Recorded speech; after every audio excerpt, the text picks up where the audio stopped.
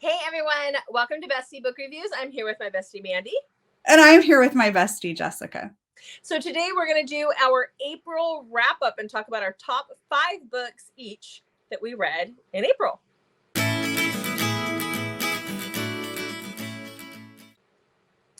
So we're going to do this in order before we get started, like from 5 to 1.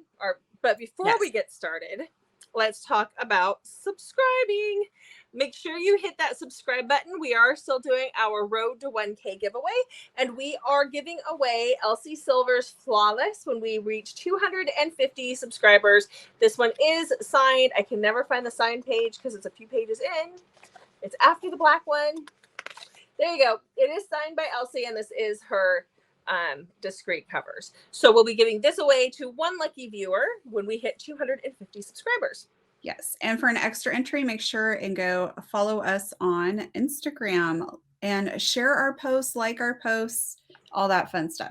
And all that stuff is for your listed. Support. Exactly. All that stuff is listed below. Okay, Mandy. Okay. Tell me about your April. How many books did you read? 35. Okay. That's awesome. Thank you. How many did you read? 37. Okay, so let's talk books. What is your number 5? Okay, so first off, out of those 35 books, Jessica, I had 10 5-star reads, and 3 were favorites of mine. So it was very difficult picking my top 5, but kudos to you because 2 of my top 5 are books that you had me read from Convincing My Bestie. So yeah, there you have it, folks. Jessica is the bomb. I'm the bomb at picking books. You guys should just, any book I say to read, apparently you're just supposed to read it because that's how that goes. Yes. I don't trust me on that. Don't take that to heart. But okay. So tell me number 5. Book number 5 is Until the Sun Falls from the Sky by Kristen Ashley. It was your recommendation from Convincing My Bestie that I picked. It is book number 1 in the series, The 3. Yeah. So also fun to note is that I really struggled between picking from this one and the second book, With Everything I Am, was tied for this 5th place spot. I could not decide. And then I had one other book that I just went back and forth with. So as much as I complained to not having good reads this month, I actually had some really good ones, which might have been why some of the other times when I was reading fell off because there were so many really good books this month. Yeah. So anyways, this book is about Lucian and Leia. Lucian's 800 years old.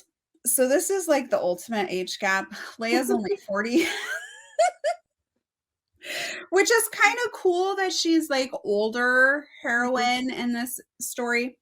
So she's, I say selected, but really she's forced to be his concubine, where he gets to like feed off of her. And this is like an honor in their family, which is kind of weird to like wrap your mind around. Like this is like her life's legacy, and her family has been doing this for these vampires for like many years.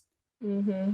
And so, but her benefit is she gets to look young for a long time and live a little longer.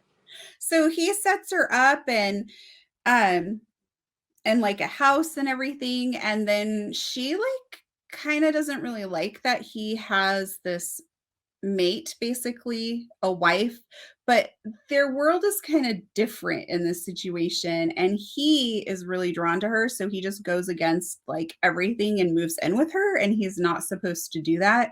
And so it's so good. So good.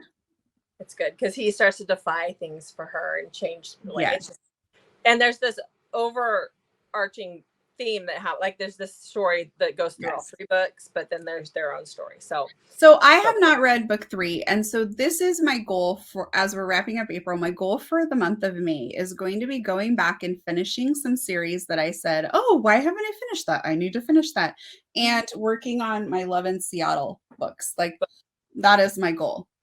Okay. For the month of May. Do you need me to hold you to that goal? Yes. At the end of May, you can be like, how did you do with this? And I'll be like, I bought 20 more new books. Because that's how we are. Yeah. And I won't remember, so then it won't actually happen. But that's okay. Yeah. Okay. So my number 5 is Desire in His Blood by Zoe Draven. This is one of her Alien series. This is the newer one. We're waiting for the next book to come out in this series. But this is her, in the series is her Kylor series. But this is about Gemma and Azure. And Gemma is lives on this planet where we're, as humans, are inhabiting this planet. Earth is no more. We don't live there anymore. And her dad has gotten into some trouble gambling, and the family is in severe debt. And so the way that he has it set up for her to get them out of this trouble, because all these debt collectors are coming, is to marry Azure. And Azure is a vampire kind of alien with bat wings, and he drinks blood, but he has a vendetta. Stop laughing. Do you ever just sit and listen to these things? Wait. You just read a vampire book, okay? Mine's vampire. It just has a little extra. That's all. Christian is not like an alien with bat wings. No, but he still drinks her blood. It's, you know what? Whatever. Okay, so I lost my train of thought. No, Azure has a vendetta against her family, and he marries her to get back at the family. Like, he has this ultimate goal of getting back at the family. But when he first tastes her blood, he realizes that she's his fated mate. Like, they're supposed to be together. So, and it just kind of snowballs from there. So I loved this. I love anything Zoe Draven does. I love all her alien stuff. So, yeah. Stop. Okay. I'm gonna have like an alien complex. Okay. Anyhow, tell me number 4. Okay, so my number 4 is Wait With Me by Amy Dawes. And we were just talking about how we want to watch this movie now. So yeah, because she's got clips of it. And I was like, whoo. Yeah.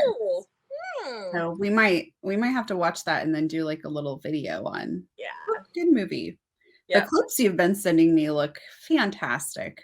They were all the sex scenes, I think. She has it on her TikTok. And so the movie is on Passion Flix. Yes.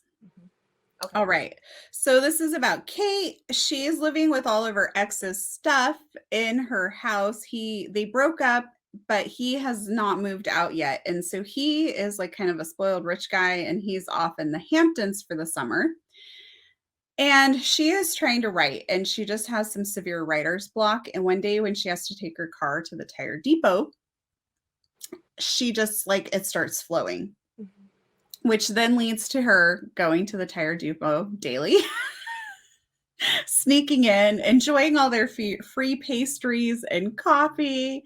And it's so funny because one of her friends sends her a itemized invoice from the tire depot listing all these things that she ate, and she's starting to panic, and then she realizes it's a joke because there's a specific pastry listed on there, and she's like, oh, I never ate that. So Miles, who works at the tire depot, notices her, and he's rather smitten, but he does not want a relationship. He was recently burned kind of in one, and so it's not like he's a player or anything. He just doesn't want to get into a relationship because of past, situation. He's just not ready for that. But he agrees to help her work out some scenes and different things. And the book is it's hilarious, but it's also got a really good story to it as well. I love it. I love that. Whenever she's talking about being in the tire depot, I keep picturing Les Schwab. I love the smell of walking into Les Schwab. I love that tire smell. But then I also think about when we were in high school and you had this obsession with going to car toys all the time. I think it's very, you always talked about going to car toys. You wanted to go to car toys in Olympia every time we went to Olympia. For what? Things for your car, apparently. I feel like you make stuff up because I don't have a strong memory. So you're like, I can tell Mandy anything. She'll just be like, huh. I don't like to go to car Should toys. we talk about prom? No, but you still made me go to car toys. I can't help it that you have selected to forget everything that happened when we were in high school. I can't help it. So, but I love when there's the scene where she can't go to the tire depot, and so you she really don't want us to talk about prom. No, we're not talking about right prom. back to We're just we're keeping rolling here. I don't even know what you're talking about. I love the scene where she like has to light the candle in the house because she can't go to the tire depot, and it's like burnt rubber, and she's like, it's not doing the trick. There were some really funny scenes. I knew that you were going to bring that up. I purposely did not say anything about the candle because I'm like, Jessica's gonna bring that up. Love that scene. I love how her friend walks in and smells it and is like, we need an intervention. Yes, it's a big so problem. Funny. There was a lot of laugh out loud scenes in that book. Yes, it was really good. I think there's 4 books in this series, 4 or 5, and I've read 3 of them, and I loved all 3. Awesome. So yeah, I love that series. Okay, so book 3, Jessica.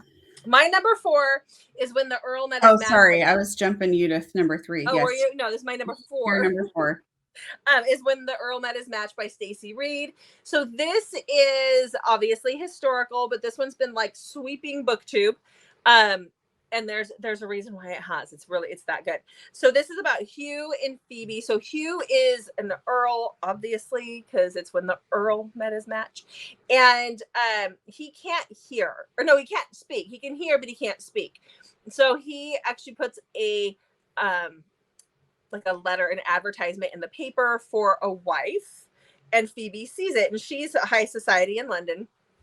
And she sees it and she's like, this is not how you go about finding a wife. You're supposed to, be out on the town and she's supposed to be presented and there's all these things. So she decides she's going to write him and tell him that this is not how you do it.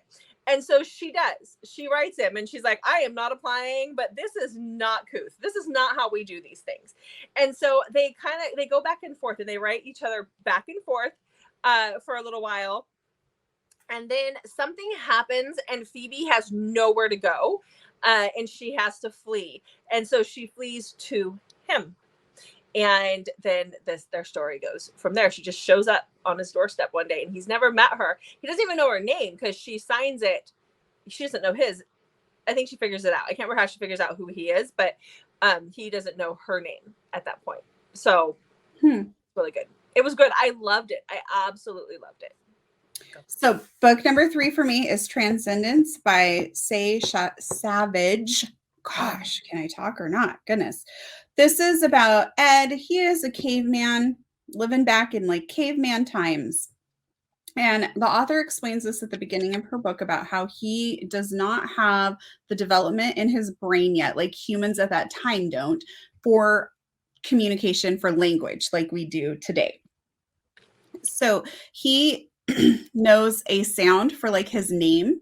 So he calls it his name sound. He's very intelligent and he is surviving like all by himself because his tribe was all killed. So he's all alone and he's like kind of getting to the point where he's ready just to give up on life. Cause I mean, if you really think about it, that's really lonely. Like it's just like hunt for food, gather food, go to bed. Hunt for food, gather food. Like it's just a very lonely existence. Yeah. Try to keep the fire going. Yeah. And so one day he goes out to his pit that he has dug to try and capture some large animals. And there's a woman in there. And he's like, oh, my mate. And he is like smitten with Elizabeth. She tries really hard to tell him her name. And basically he ends up calling her Bay. That's her name sound. And this is like their story. So it's all through Ed's point of view.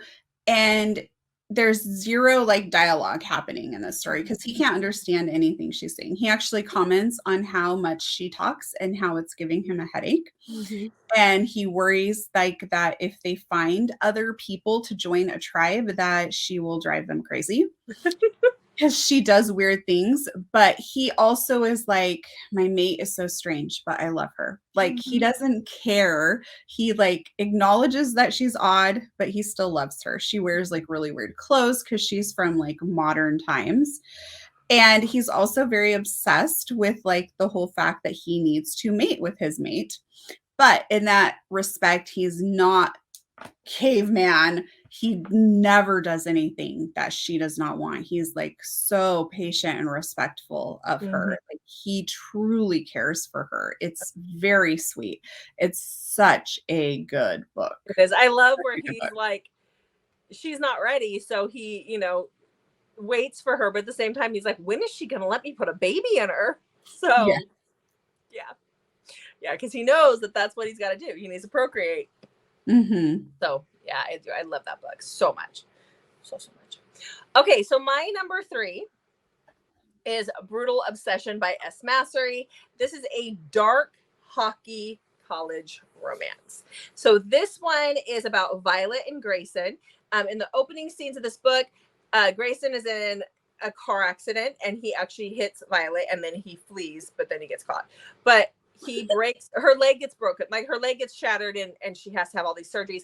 She's a ballerina, she's a dancer. And she's on a dance team at college and all this stuff. And it basically ruins her dance career by this accident. He is a hockey player. He's a big hockey player. And when she gets out of the hospital and she's back at school, she realizes that he's been recruited to be one of the hockey players at her school. And so he's a dick. He's a bully. He's mean. He bullies her quite a bit. She has signed an NDA, so she can't tell people what happened and that it was Grayson that did it, because of all this stuff that happens with the family. His dad is really high up, and I can't remember what he is, like if he's a governor or whatever, but his dad is somebody important. And so this is their story and how they figure their stuff out. There is, once he gets her, he's possessive, but there's definitely some primal play in here too. But it kind of has, it like ticks all the boxes. Dark, yes. Hockey, sure. He's a dick, yep. And you got the primal play on top of it. I was sold from the get-go. So, but it is dark, so definitely check your triggers. But yeah. Okay, your number, what are we on, 2? Yes. So my number 2 is Redeeming Love by Francine Rivers. This is a historical fiction book that is also a Christian book, but it does have some dark themes in here. So just because it's a Christian book, don't let that like fool you. There are dark themes. Please check for triggers because there's some rough stuff that happens in this. So this is about Angel, who is sold into child prostitution. This is also a movie. The movie is just as fantastic as the book. So I felt like I watched the movie like over a year ago, and then I read the book just obviously in the month of April. And I felt like the movie didn't leave things out. It didn't screw the book over like a lot of times what you see happens. So both excellent. So anyways, Angel is sold into child prostitution, which then eventually leads her to being in her, I believe, late teens in a brothel. And Michael is a good Christian man who is 26 and he is still waiting for God to bring him his wife. And he is walking through town and he sees her and he feels very strongly that God is telling him, this is your wife. And he's a little confused by that, but he is very obedient. So he goes for like, okay, this is my wife. And so that's how they start basically. But Angel really struggles with a lot. Like, I mean, she's obviously had a pretty horrific life. So she really struggles with trying to see like a relationship, a life for Michael. At times she feels like he would be better off with somebody else that's not her. And she just has so much hurt. And so this is just, I mean, it is about God's redeeming love. So there's like the love story of like God with his people. And then there's also the love story of Michael and Angel and how faith like gets them to that happy place in life eventually. But it is just so good. It's also written in third person, which usually I do not like third person. Like there's been times where I've started a book and I get like a page in and I'm like, I'm out. This did not feel like that. It really feels like you're just reading this story. It was so incredibly good. I cannot speak highly enough of this book. Good. Which must mean that book number 1 is really it. Okay, so my book number 2 is The Third Storm which Oh. is, yeah, we just got done talking about it. So this is a post-apocalyptic romance. This one is by Liz Hambleton. So this is about Rowan. I had a brain fart there for a minute. It's about Rowan. And Rowan has her two nephews. Her sister has passed. The world has been ravaged by all these storms. And so she has gotten passage on this ship. Apparently the government built these big ships, but you have to have a ticket onto these ships because the floods are coming. Like the storms have ruined everything. And these ships are absolutely huge. Her ex-fiance has arranged for her to use someone else's identity who's passed away to get onto this ship. And so she's trying to make her way there with her two nephews, which are Bo and Lewis, and she refers to them as Baloo, which I think is absolutely adorable. But they're twin boys. But she is walking from their farm to the ex-fiance's farm to get his Jeep to get on the road to go.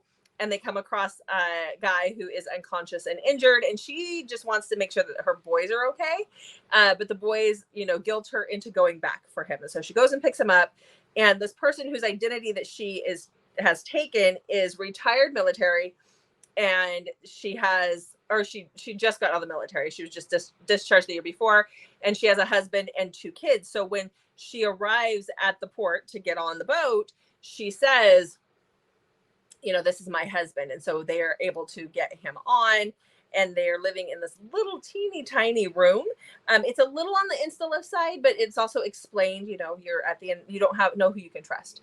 And then we get into there's just so much more to the book because you have more plot. There's things that happen on this ship and you don't know who to trust. And there's a lot going on. It's very fast paced, a lot of, I don't know, would you call it drama? There's a lot of things happening in this book. So I do love it. One of my favorite scenes, though, is when she goes to get on the ship and she meets Luke for the first time, and he puts Sam on the boat to go out to the ship, and he kisses her, and he's like, that's because I don't think your husband's going to survive. I'm Luke, by the way. I love that part. That is hilarious. It's just his personality. So anyhow, so that was my number 2. So I'm eager. What is your number 1? My number 1 read for the month of April. Drum roll. King of the South by Kalia Reed. Of course it was. Yes. We love Kalia Reed here on the show. Oh, yes. Yeah. Yes, we do. Mm-hmm. So this is historical fiction too. So interesting that my top 2 were historical fiction. Yeah. But Kalia Reed's work does not read like historical fiction. It doesn't feel, I don't know. Sometimes historical fiction can feel a little dull, and it's often in third person, which I just said is not my favorite. This is not in third person. So this is about Rainey and Livingston. Rainey's brother, Miles, and Livingston were best friends, and they all kind of grew up together. And Livingston and Miles are in the war, and Miles is killed in the war. And so they have a will reading where they find out that Miles left a fairly significant dowry for Rainey if she marries within 60 days. But Livingston is in charge of this dowry, and she finds out that their family situation is dire. Like, her and her mom are going to lose everything and basically be homeless. So she really needs this to happen. And obviously, Rainey has not been super interested in being committed to anybody because she's a little bit older for this generation, basically, for having not been married. Yeah, she's like 26 or 28. Stresses her mom out. Yeah. So Livingston and her kind of thrown together in this. We see Serene from The Surviving Trace quite a bit in this book. And she, being from present time, decides to kind of do like this bachelorette themed stuff to try and find Rainey a husband. Yeah. So she has like dinners, and they go like on little dates, and basically Pretty like marks off who she doesn't like. It's just missing her giving out the rose, basically. It really is. It's so good. It's so cute. I love it. But meanwhile, during this time, Livingston is really fighting some feelings that he has for Rainey. And it's so, so wonderful. I love it. Mm-hmm. Yeah, I love that book. I love anything Kalia writes. So yes, definitely. All right. So what is I'm trying to think back to this month and what your number one read could be. I read it recently. It's Hitched. Oh. By Lauren Beale. Yeah. I really want to read that. This is dark, guys. Seriously, I'm gonna check write that your down right triggers. Yeah, this is really dark. So this is Hitched by Lauren Beale. This is a hitchhiker romance. Like, I didn't even realize that was a thing. I didn't, we all have that like stalker romance thing. This takes stalker romance and like bumps it up a level. This was just, so this is about Lex and Selena. So Lex has just escaped the state penitentiary. He is not a good boy at all. He's a very, very, very bad boy. And he's walking on the side of the road, and he's actually, he's thinking to himself, don't stop, don't pick me up. I feel sorry for whoever does, because he's not a good guy and he's just trying to get away.